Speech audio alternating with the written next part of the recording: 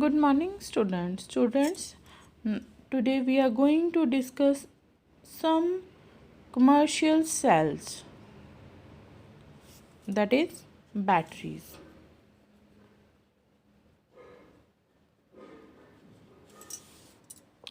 Now, first of all, we are going to discuss what are batteries. A battery is an arrangement of electrochemical cell that can be used as a source of direct electric current at a constant voltage. The basis of an electrochemical cell is an oxidation reduction reaction. किस पे based है? Oxidation reduction reactions पे based है. However, for practical purposes there are some limitations to use the redox reaction. बेटा आपको पता है oxidation और रिडक्शन एक ही रिएक्शन में हो रही है, तो हम उसको क्या बोलते हैं? Redox reaction. But there are some limitations. A useful battery should also fulfill the following requirements. First, it should be light and compact so that it can be easily transported. जो बैटरी होती है बेटा, आपने देखा होगा गाड़ियों में हम क्या करते हैं? बैटरीज यूज़ करते हैं. ठीक है. It should have responsibly long life both when it is being used and when it is not used. Long life होती है चाहे हम इसको यूज़ कर रहे हैं, अगर हम इसको यूज़ नहीं भी कर रहे हैं तो भी ये जल्दी ख़राब नहीं होती है. नेक्स्ट है, the voltage of battery should be very appreciable during its use. ठीक है. नेक्स्ट है, types of commercial cell. These are mainly two types. Common are primary batteries or cells or secondary batteries or cells. First of all, we are going to discuss the primary batteries. हम primary cells भी बोल सकते हैं इसको, और then secondary batteries or secondary cells. First, primary batteries. In these cells, the electrode reaction cannot be reversed by the external electric energy source. In these cells, reaction occur only once and after use they become dead. Primary cells ऐसे होते हैं, एक बार हम उनका use कर लेते हैं तो वो उनको रिचार्ज नहीं करते हैं बेटा, हम वो डेड हो जाते हैं, रिचार्जेबल नहीं है. They are not chargeable, charge नहीं कर सकते हम उसको. Some common examples are dry cell and mercury cells. अब नेक्स्ट है सेकेंडरी सेल्स और secondary batteries. In the secondary cells the reaction can be reverse by the external electric energy source. क्या करते हैं? हम उसको दोबारा से चार्ज कर सकते हैं. There are cells can be recharged by passing the electric current and use again and again. हम क्या कर सकते हैं? इलेक्ट्रिक हम बेटे देखते हैं ना, बैटरीज को चार्ज कर दिया bye passing the external current. These are also called the storage cell. Example of secondary cells are, first is lead storage battery and nickel cadmium storage cell. बेटा ये तो था हमारे पास प्राइमरी सेल्स और सेकेंडरी सेल्स और batteries. अब हम जो इनके दी हैं आपको प्राइमरी बैटरीज, प्राइमरी सेल्स और सेकेंडरी बैटरीज, सेकेंडरी सेल्स, इनको वन बाय वन डिस्कस करेंगे. सबसे पहले बेटा हमारे पास क्या आ जाता है? Primary cell. प्राइमरी सेल में फर्स्ट एग्जांपल है हमारे पास ड्राई सेल. ड्राई सेल कैसा है बेटा? ये है हमारे पास, this is the structure of the dry cell. A dry cell देखिए इसमें क्या है? सबसे पहले क्या है, ये सेल की शेप बनाई है। इसमें सबसे पहले देखिए एक पॉजिटिव टर्मिनल है और एक क्या है, नेगेटिव टर्मिनल। ये हमारे पास क्या है, जिंक जो है वो एनोड करेगा, मेटल टैप जो है वो कैथोड बिहेव करेगी। ये स्टील लगी होगी यहाँ पर।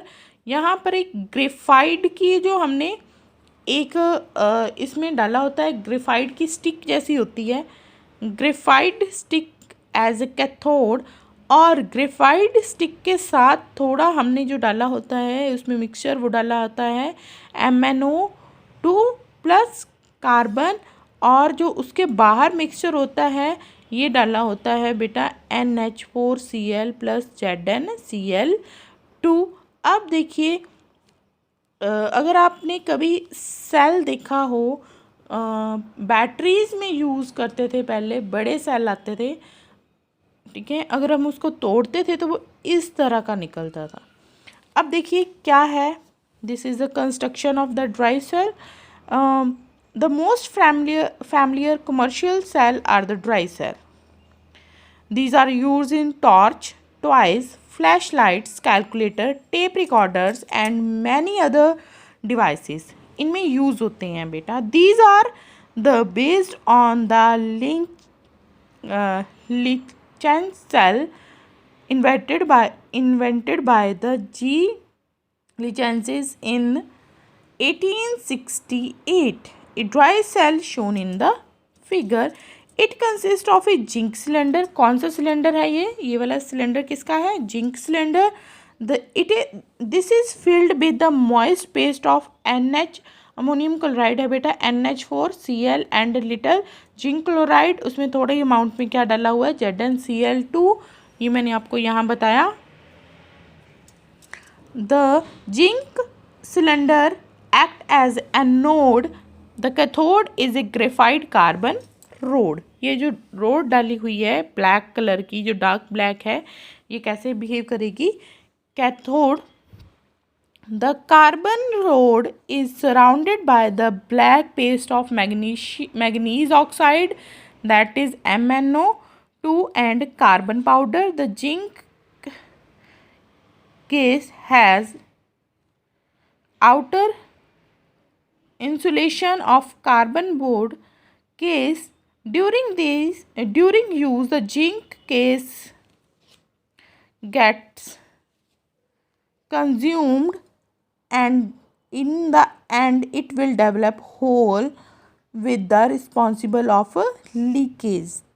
The leak proof cells or dry cells have iron or steel sheet covering on the zinc. देखिए बेटा अब ये वर्किंग दी है, कैसे वर्क करता है। When the cell is working, zinc loses electron. Zinc क्या करता है, इलेक्ट्रॉन लूज करता है और Zn2 पॉजिटिव बना देता है। Zn2 positive ion dissolves in the electrolyte. The electron pass around the external circuit and are then up at cathode.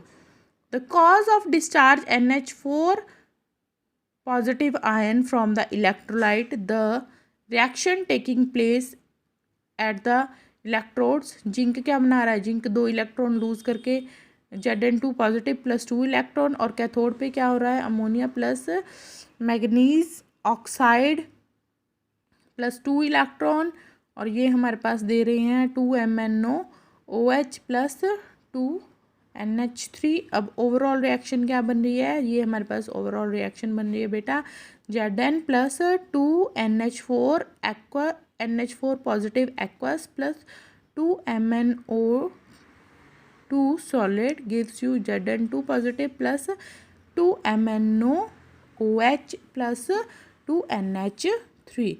In the cathode reaction, manganese is reduced from +4 oxidation state to +3 oxidation state. अब बेटा एक ध्यान रखनी है, अब ये देखिए यहाँ पर क्या है, मैग्नीज रिड्यूस हो रहा है +4 ऑक्सीडेशन से +3 ऑक्सीडेशन स्टेट में। Ammonia formed is not liberate as a gas, but it combines with the sum of Zn2 positive ion and Cl negative ion produced from the anode to form with sum of Zn2 positive ion and Cl negative ion produced from anode to form the complex having the formula. This is the formula Zn NH3 twice Cl.